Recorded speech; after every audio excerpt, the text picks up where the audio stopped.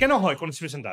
যদি আপনি স্ট্রেসে থাকেন, খাবারটা হজম না হয়, খাবার থেকে ফিসে দিয়ে তৈরি হওয়ার প্রসেসটা ঠিক মতো হবে না। যদি ঘুম থেকে উঠে গরম পানি খাবেন, গরম পানির পিএইচ হচ্ছে লো পিএইচ হচ্ছে পেটের জন্য ভালো, হাই পিএইচ মানে অ্যালকালাইন, পেটের জন্য অ্যালকালাইন ভালো না, পেটের জন্য স্ট্রং অ্যাসিডিক এনভায়রনমেন্ট লাগে। টু মাচ গ্যাস না থাকে, আপনি যদি ফিল না করেন গ্যাস আসছে, তাহলে বেকিং সোডা খাবেন না। এটা অনেকে ভুল করতেছে বারবার করে, আমি দেখছি সোশ্যাল মিডিয়াতে। কিন্তু baking soda apple cider vinegar mixed আপনার সারা জীবন খেতে পারেন, কিন্তু বেকিং সোডা আপনার যদি অ্যাসিডটাকে নিউট্রালাইজ করে ফেলে, আপনার হজম শক্তি আস্তে আস্তে কমে যাবে।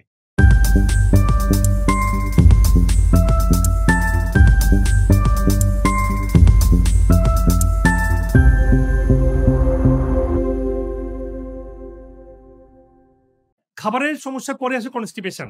কেন হয় কনস্টিপেশনটা?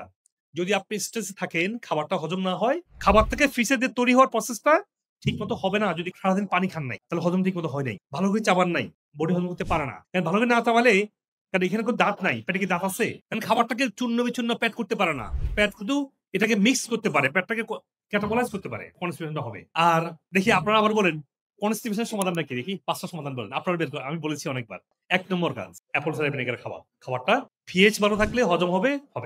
2 নম্বরে চিবিয়ে খাওয়া। 3 নম্বরে হচ্ছে আপনারা ঘুম থেকে উঠে গরম পানি খাবেন, গরম পানির পিএইচ হচ্ছে লো পিএইচ হচ্ছে পেটের জন্য ভালো, হাই পিএইচ মানে অ্যালকালাইন, পেটের জন্য অ্যালকালাইন ভালো না, পেটের জন্য স্ট্রং অ্যাসিডিক এনভায়রনমেন্ট লাগে। সকালে উঠে গরম পানি খাবেন। আর যাদের সমস্যা খুবই বেশি, আপনারা যেটা করবেন 2 টেবিল চামচ অ্যাপল সাইডার ভিনেগার, আদা 4 চামচ, half teaspoon baking soda mix করে প্রতিদিন সকালে ঘুম থেকে উঠে খেয়ে ফেলবেন। খুবই সিরিয়াস কনস্টিপেশন, এটা সারা জীবন খেতে কোনো সমস্যা নাই, এটা সারা জীবন খাবেন। শুধু খাবেন না বেকিং সোডা সারা জীবন, অনেকে ভুল করে এটা। বেকিং সোডা যদি আপনার পেটে টু মাচ গ্যাস না থাকে, আপনি যদি ফিল না করেন গ্যাস আসছে, তাহলে বেকিং সোডা খাবেন না। এটা অনেকে ভুল করতেছে বারবার করে, আমি দেখছি সোশ্যাল মিডিয়াতে। কিন্তু baking soda apple cider vinegar mixed আপনার সারা জীবন খেতে পারেন, কিন্তু বেকিং সোডা আপনার যদি অ্যাসিডটাকে নিউট্রালাইজ করে ফেলে, আপনার হজম শক্তি আস্তে আস্তে কমে যাবে। শুধু গ্যাস খুব টু মাচ আসতেছে, তখন বেকিং সোডা খাবেন। আর কনস্টিপেশনের জন্য একটা সবচেয়ে মিরাকল ট্রিটমেন্ট আমি অনেকগুলো ভিডিও করেছি, সবচেয়ে মিরাকল ট্রিটমেন্ট ফর পার্মানেন্ট সমাধানের জন্য, সেটা কি? Coffee enema permanent solution. আজকে কোলন ক্যান্সারের যে ভয়াবহতা, আপনার কফি এনিমা ভিডিওটা ভালো করে শুনবেন।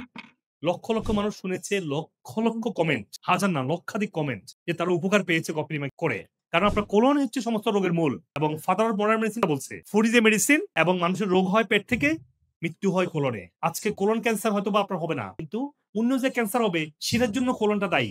এই জন্য ক্যান্সারের নিয়ে সবচেয়ে বড় গবেষণা করছে আমেরিকাতে ডক্টর গার্সন বলেছেন যে কোনো ক্যান্সারের জন্য ডেলি 2 থেকে 3 বার আপনার ডেলি কফি নেওয়া করতে হবে যদি ক্যান্সার হয়ে যায়। আপনার যারা কোলন সমস্যা আছে, কনস্টিপেশন আছে, অবশ্যই কফি নেওয়া করুন, দেখবেন আপনি লাইফ সেভিং এক্সপেরিয়েন্স পাবেন।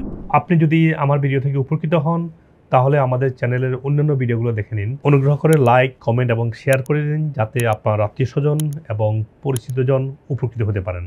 আর চ্যানেলটি সাবস্ক্রাইব করে নোটিফিকেশন অন রাখুন, যাতে ভবিষ্যতে কোনো গুরুত্বপূর্ণ ভিডিও আপনি মিস না করেন। আপনার স্বাস্থ্য বিষয়ে কোনো প্রশ্ন থাকলে কমেন্টে অথবা মেসেজ করুন, আমরা যথাসাধ্য উত্তর দেওয়ার চেষ্টা করব ইনশাআল্লাহ। আর আপনার সুস্থতার জন্য আমাদের ওয়েবসাইটে রোগভিত্তিক বান্ডেল সাজানো হয়েছে, যাতে আপনি সহজেই আপনার প্রয়োজন অনুযায়ী সঠিক সাপ্লিমেন্ট সিলেক্ট করতে পারেন। বিশ্বের যে কোনো প্রান্ত থেকেই এই সাপ্লিমেন্ট নিতে পারেন, যা কুরিয়ারের মাধ্যমে সহজেই আপনার কাছে পৌঁছে যাবে ইনশাআল্লাহ। আমাদের ভিডিও গাইডলাইন এবং ওয়েলনেস সার্ভিসের মাধ্যমে হাজার হাজার মানুষ বিভিন্ন রোগ থেকে সুস্থ হয়েছে আলহামদুলিল্লাহ।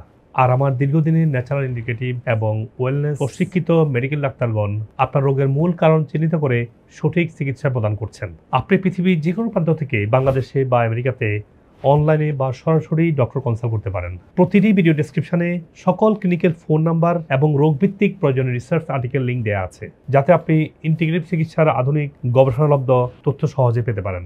সবাইকে সুস্থ জীবন উপভোগ করার আমন্ত্রণ। আমার ডায়াবেটিস 2004 থেকে ভেরি বিগিনিং আমার ডাক্তাররা আমাকে ইনসুলিন সাজেস্ট করেছে এবং ততদিন থেকে আমি ইনসুলিন নিচ্ছি। পরবর্তীতে 2022 ফেব্রুয়ারির দিকে আমার হক্সার সাথে আল্লাহ মিলিয়ে দেয়। এরপর থেকে আমি গাইডলাইনগুলি একটু ফলো করি। এই গাইডলাইন ফলো করার ফলে আমার ইনসুলিন দিতে দিতে আমার বেলিটা এত মোটা হয়ে গেছিল, চামড়া এত পুরু হয়ে গেছে, এটা পুরোটা কমে গেছে। এখন খুবই ভালো আছি। অ্যালার্জি ছিল স্যার, খুব অ্যালার্জি ছিল, ওটা আর নাই, অ্যালার্জি নাই, ভালো হয়ে গেছে। এখন তো আমি অনেক ভালো হয়ে গেছি। এই বয়সে এসে যে এত আমি ভালো হয়ে যাব এটা আমার চিন্তার বাইরে। আগে যেভাবে ছিল সেটা আমি 1000% আমি মনে করি কোনো ওষুধ ছাড়া। কোমরের, পিঠে, হাঁটুর হাড় ক্ষয় ছিল। আচ্ছা। এটা জন্য আমি বসতে পারতাম না, ইন্টারভিউ নামাজ তো পড়তে পারতাম না, চেয়ারে বসে পড়লো আমার কাছে কষ্ট লাগতো। কিন্তু এখন এটা আলহামদুলিল্লাহ আমি ভালো আছি। থাইরয়েড প্রবলেম হয়েছে, মাইগ্রেনের প্রবলেম ছিল, ফুল অ্যালার্জি ছিল, আমার শরীরে শক্তি কমে গিয়েছিল। দেন আমি যখন কিছু ওজন থেরাপি আর ব্রিথিং এক্সারসাইজটা ভালো করে কন্টিনিউ করি, তখন দেখা গেল যে আমার মাইগ্রেনের প্রবলেম আল্লাহর রহমতে একদম চলে গেছে। আইবিএস এর সমস্যা ছিল আমার, মাশাআল্লাহ মোটামুটি সুস্থ এখন, পুরোপুরি সুস্থ। প্রায় 32 বছর গ্যাস্ট্রিকের ওষুধ খেয়েছি। যখন আমি লাইফস্টাইল ফলো করছি তখন আমি দেখলাম যে আমি সব দিক থেকে ভালো আছি। আমার ক্রনিক ইনফেকশন ছিল দীর্ঘদিন অ্যান্টিবায়োটিক সেবনের কারণে। 3 মাসের মধ্যে আল্লাহর মতে আমার অ্যান্টিবায়োটিক নেওয়ার তো আর কোনো দরকার হয় না, আমার সব ধরনের ইনফেকশন থেকে আমি বেরিয়ে আসতে পারছি। আমার পেটের খুবই খারাপ অবস্থা ছিল, মানে 20 সার্জেল 2 বেলা খাওয়াই লাগতো, তারপর সাথে অ্যান্টাসিড প্লাস যা যা সিরাপ ছিল ওগুলো তো খাওয়ার উপরেই থাকা লাগলো। বোনের ওজন কমে গেছে কত কেজি? 60 কেজি। 60 কেজি। এখন হালকা লাগছে, সুস্থ লাগতেছে।